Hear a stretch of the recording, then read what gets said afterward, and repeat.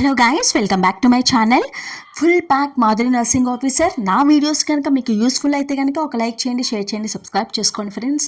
And ఈరోజు video ఏంటంటే తల్లిపాలు అంటే బ్రెస్ట్ ఫీడింగ్ మనం ఎందుకు ఇవ్వాలి అంటే కనుక తల్లికి మంచిది, అలాగే బిడ్డకి కూడా మంచిది.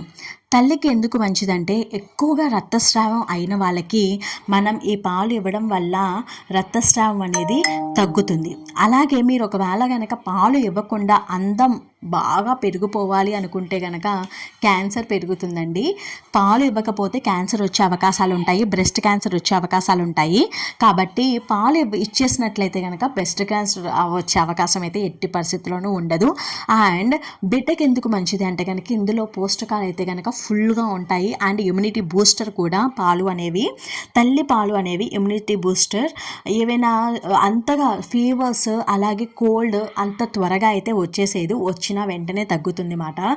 దీని బదులు అంటే పాలు బదులు మీరు వేరే ఏమైనా పట్టేస్తే కనుక అవి వెంటనే ఆపేసేయండి, ఎందుకంటే బిడ్డకి అంత మంచిది కాదు.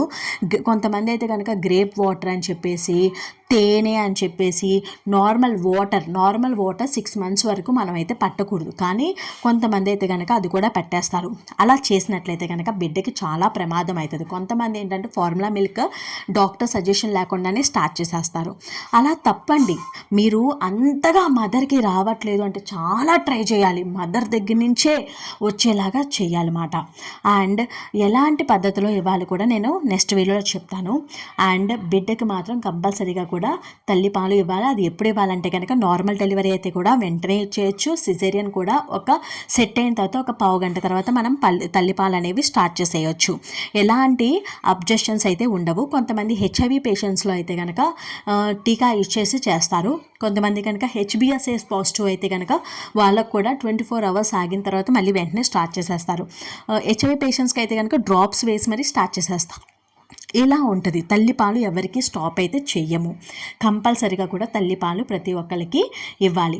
రాత్ర వాళ్ళు పడుకుంటారు, బిడ్డలు పడుకున్నా కూడా మీరు లేపి 2 గంటలకు ఒకసారి తల్లిపాలు అనేవి ఇవ్వాలి.